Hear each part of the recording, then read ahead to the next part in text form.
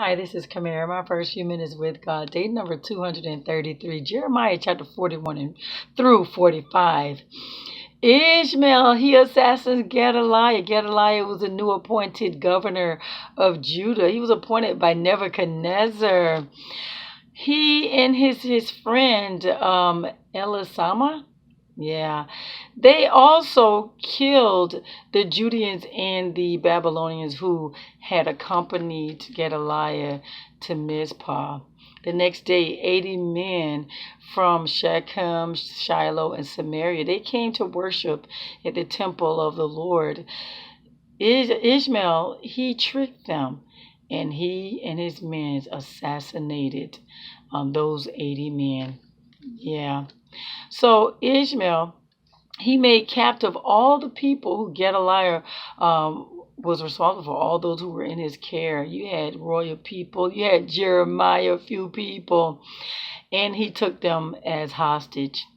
When Johanan was the one who originally warned Gedaliah that he was going to be assassinated by Ishmael. He didn't believe him though. Johanan and other military leaders and their men, when they heard what had happened, they chased down Ishmael and the captives. In his men. When they saw that their rescuers were on their way, they shouted for joy, and they pretty much helped themselves escape Ishmael and his men. The thing is, Ishmael and his eight of his men, they escaped. So Johanan and the military did not catch them. Johanan, the military leaders, they decided they would go to Egypt. They were fearful of the Babylonians. Once they found out what had happened to Gedaliah, they were not going back to Judah. And so they settled in a land, a town near Babylon. No, I'm sorry, near Bethlehem. They settled in a town near Bethlehem. And so they all came together and they decided to approach Jeremiah, ask God for guidance. They felt that God will take care of them. And they promised that whatever God had told them and instructed them to do, they would do it. So 10 days later, God gave Jeremiah a message, and he told them to stay there in that land near Bethlehem. He says, stay in this land I will build and I will plant you. He says, do not fear Nebuchadnezzar. I am with you and I will save you and rescue you from his power. He says, I will make him kind to you. He will let you stay in this land. He says, but if you refuse and go to Egypt thinking that all will be well, no, the war and famine you fear will catch up with you there.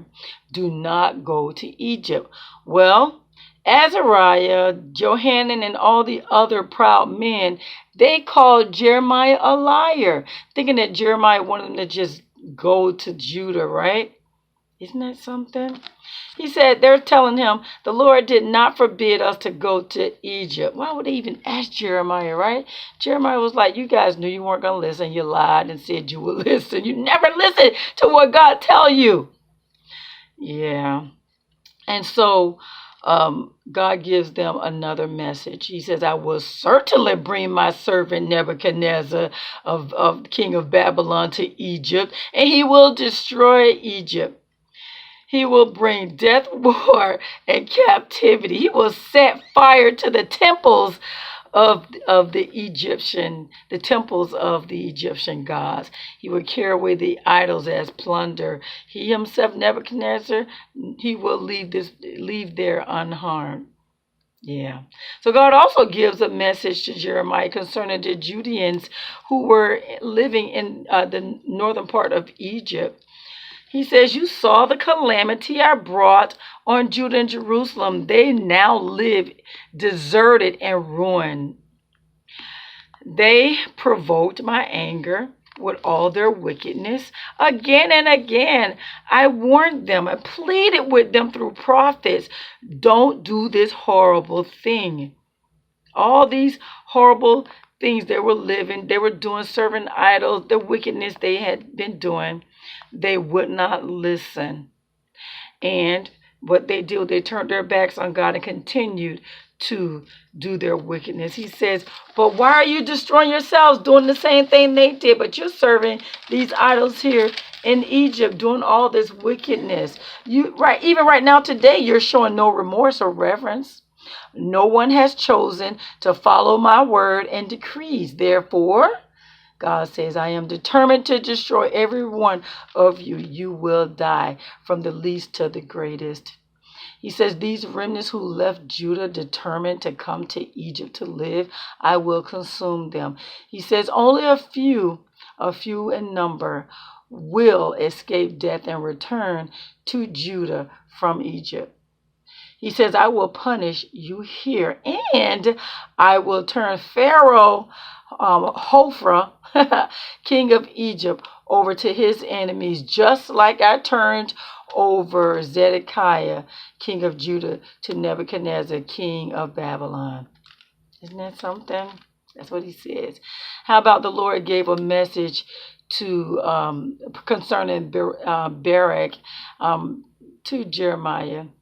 Right after he did that dictation, remember when the Lord told him to write down all the prophecies that he had given Jeremiah? Jeremiah dictated all those to him, and he wrote them. This was the 4th year of Jehoiakim's reign. He gave him a message. He says, this is what Barak was saying. I am overwhelmed with trouble. Haven't I had enough pain already? And now the Lord has added more to me. God says, I will destroy and uproot this nation. Are you seeking great things for yourself? Don't do it. I will bring disaster on these people, but I give you your life as a reward wherever you go. Isn't that something? So Barak was discouraged, and I guess he felt like, I got so much going on. I'm trying to build my life and everything's going wrong.